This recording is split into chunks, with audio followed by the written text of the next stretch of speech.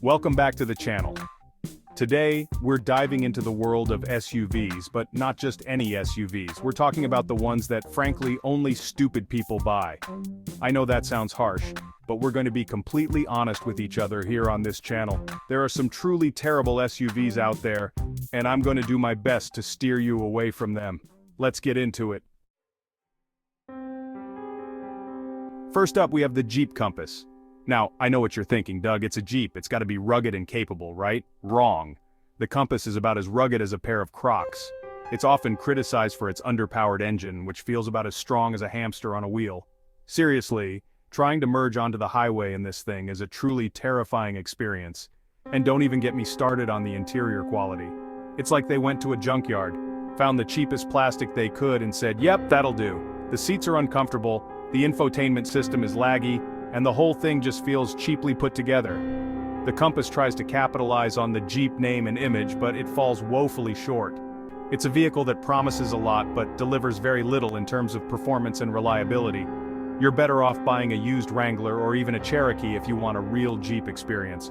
Consumer Reports consistently gives it low marks for reliability, and there are countless forum posts online from owners complaining about various issues. So not only is it slow and cheap feeling, but it's also likely to spend a good chunk of its life in the shop. If you're in the market for a compact SUV, there are plenty of other options out there that are better in almost every way.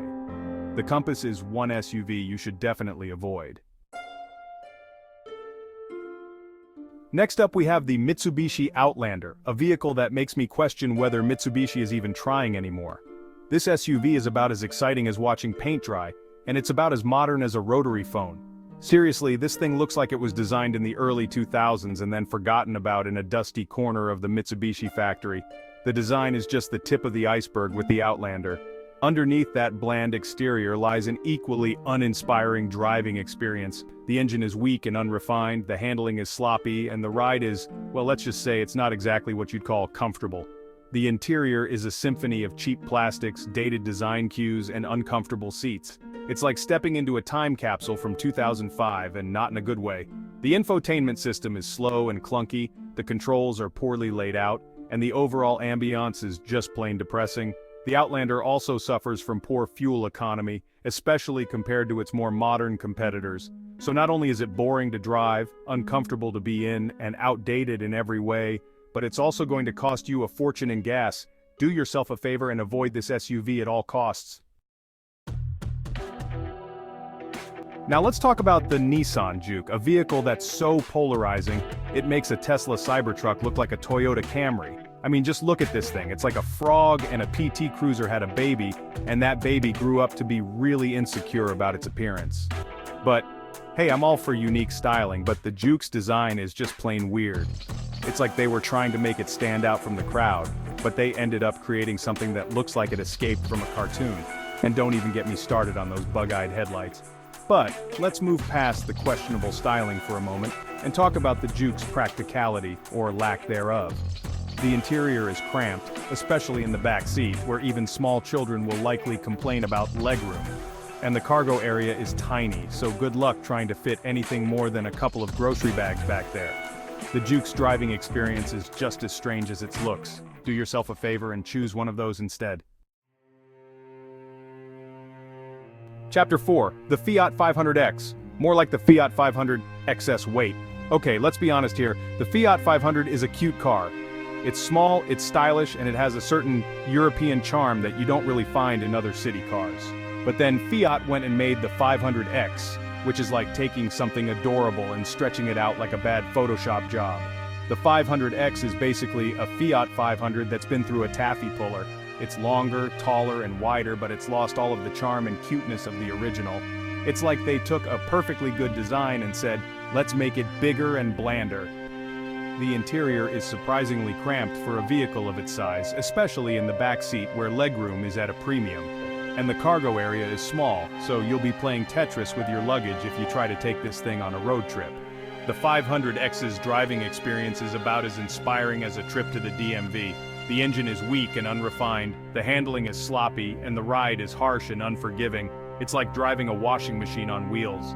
There are plenty of other small SUVs out there that offer a more appealing design, a more spacious interior, and a more refined driving experience. Do yourself a favor and choose one of those instead. Chapter 5. The Dodge Journey. More like the Dodge Wrong Turn. The Dodge Journey. A name that evokes images of adventure, excitement, and exploration. But in reality, the Dodge Journey is about as adventurous as a trip to the grocery store. This SUV is the automotive equivalent of a pair of dad jeans. Comfortable, maybe, but far from exciting. Let's start with the design. The Journey is about as bland as a bowl of plain oatmeal. It's like the designers took all the excitement out of an SUV and replaced it with beige plastic and generic styling cues. It's the kind of vehicle that blends seamlessly into a parking lot full of other boring SUVs. The interior is awash in cheap plastics, the seats are about as comfortable as sitting on a park bench, and the technology is hopelessly outdated. The Journey's driving experience is about as engaging as watching grass grow.